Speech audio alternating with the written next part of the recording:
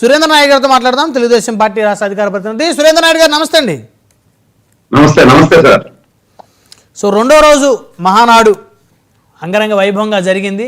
So మూడో రోజు మహానాడులో మరి ఏదైనా కీలకమైనటువంటి మరి ప్రకటన చంద్రబాబు గారి నోటి నుంచి వెలువడే అవకాశం ఉందనేటువంటి చర్చ కూడా సాగుతూ ఉంది. ఇప్పటికే నారా లోకేష్ గారిని వర్కింగ్ ప్రెసిడెంట్ ఆయనకి ప్రకటించాలి అని చెప్పేసి కూడా చాలామంది తెలుగుదేశం పార్టీ శాసనసభ్యులు, సీనియర్ శాసనసభ్యులు మాట్లాడారు. సో ఏం జరగబోతోంది సురేంద్ర నాయుడు గారు? సార్, ముందుగా మీకు ప్యానల్లో ఉన్నటువంటి పెద్దలకు, అదేవిధంగా 99 వీక్షిస్తున్నటువంటి ప్రేక్షకులకు అందరికి కూడా నమస్కారాలు తెలియజేసుకుంటూ, అదేవిధంగా ప్రపంచవ్యాప్తంగా ఉన్నటువంటి అందరికీ కూడా స్వర్గీయ నందమూరి తారక రామారావు గారి 102వ జయంతి సందర్భంగా వారు చూపించిన బాటలో, వారు పంచినటువంటి రాజకీయ జీవితంలో ఎస్సీ, ఎస్టీ, మైనారిటీ, బీసీ వర్గాలందరూ కూడా రాజకీయంగా చైతన్యం పొంది ఈరోజు అన్ని పార్టీల్లో, వివిధ పార్టీల్లో రాజకీయంగా ఉన్నత స్థానానికి ఎదుగుతున్నారు.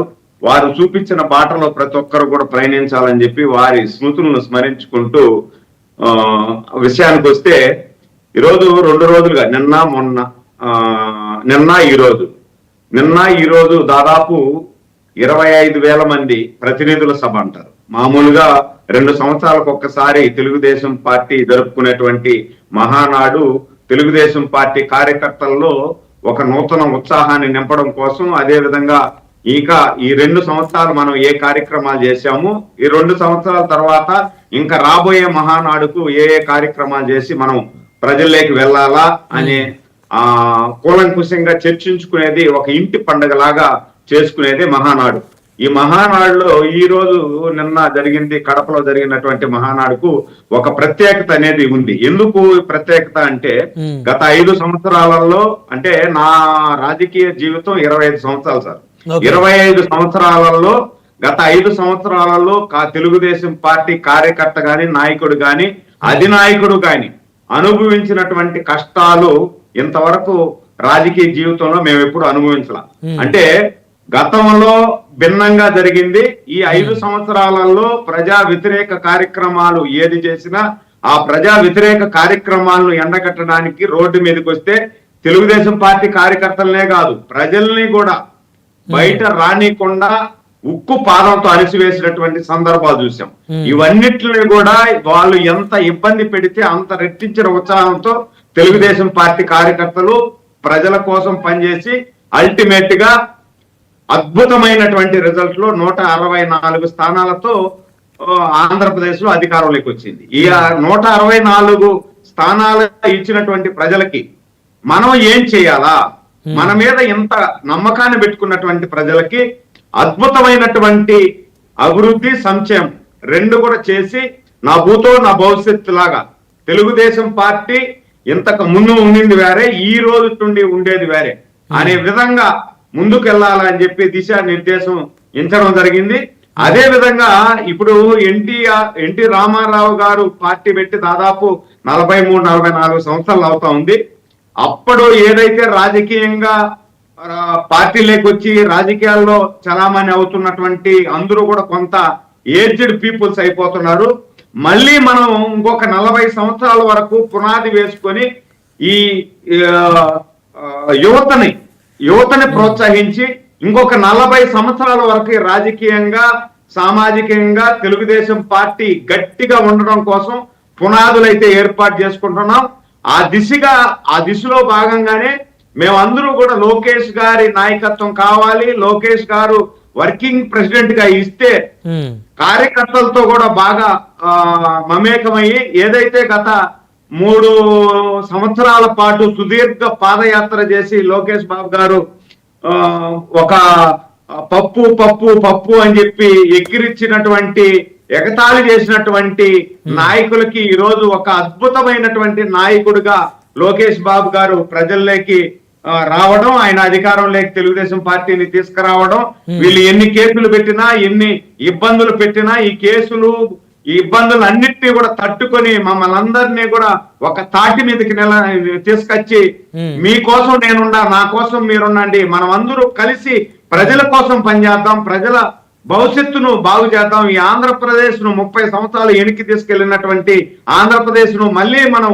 పునాదులతో పాటు పెకలించేసినటువంటి ఆంధ్రప్రదేశ్ ను మళ్ళీ మనం అభివృద్ధి పదంలో తీసుకెళ్లాలని చెప్పి లోకేష్ గారు మాకు ఇచ్చినటువంటి భరోసా మేము ఇప్పుడు కూడా మర్చిపోలేనటువంటి సురేంద్ర నాయుడు గారు ఇక తెలుగుదేశం పార్టీ భవిష్యత్తు నాయకుడు నారా లోకేష్, అందులో డౌట్ లేదు. ఇంకా అంతే సార్, ఇప్పుడు 30 సంవత్సరాలు అంటారంటే ఇంకా వేరే నాయకుడికి స్థానం లేదైతే భవిష్యత్తులో జూనియర్ ఎన్టీఆర్ లాంటి వ్యక్తులకి ఒకవేళ స్థానం అవకాశం ఉన్నా పార్టీ పగ్గాలు చేపట్టేటువంటి అవకాశం లేదైతే. సార్ నేనేమంటానంటే చంద్రబాబు గారు ఉన్నంత కాలం చంద్రబాబు నాయుడు గారే మాకు సుపీరియర్, అవును, పెద్ద దిక్కు. చంద్రబాబు గారి తదనంతరం ఈ పార్టీని నిలబట్టగలిగినటువంటి నాయకుడు ఇప్పట్లో లోకేష్ బాబు గారే కనిపిస్తున్నాడు మాకు. లోకేష్ బాబు గారే ఉంటారు. ఒకవేళ ఇంకా వేరే వాళ్ళు వచ్చి వాళ్ళ కెపాసిటీ అంటే నేనేమంటానంటే ఎవరైనా కూడా రాజకీయాలలో లీడర్ గా వెదగాలి అంటే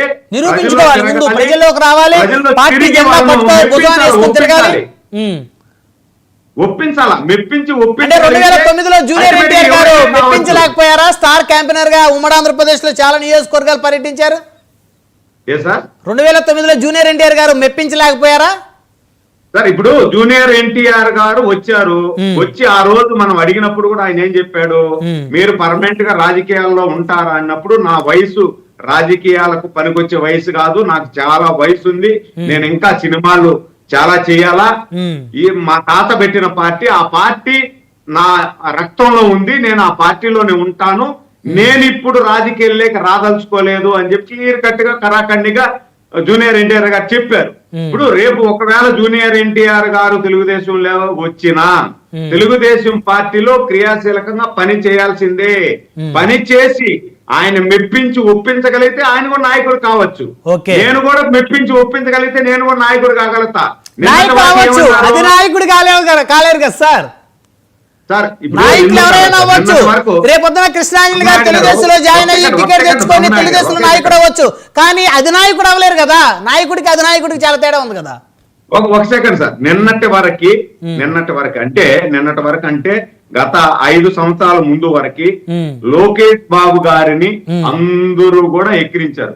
ఆయన నాయకత్వ లక్షణాలు లేవు, ఆయన దేనికి పనికిరాడు, ఆయనకు చంద్రబాబు తర్వాత తెలుగుదేశం పార్టీ ఇబ్బంది పడిపోతుంది అని చెప్పిన వాళ్ళే.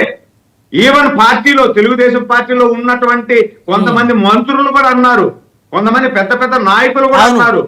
కానీ ఎవరైతే లోకేష్ బాబు గారిని పప్పు అన్నారో, ఎవరైతే రాజకీయాలకు పనికిరాడు లోకేష్ బాబు గారు అన్నారో, వాళ్ళే ఈ రోజు ముక్కు మీద ఏలేసుకునేటట్టుగా లోకేష్ బాబు గారిలో ఉన్నటువంటి నాయకత్వ లక్షణాలు, ఆయనలో ఉన్నటువంటి పటిమ ఆయన పాదయాత్ర వల్ల బయటపడింది.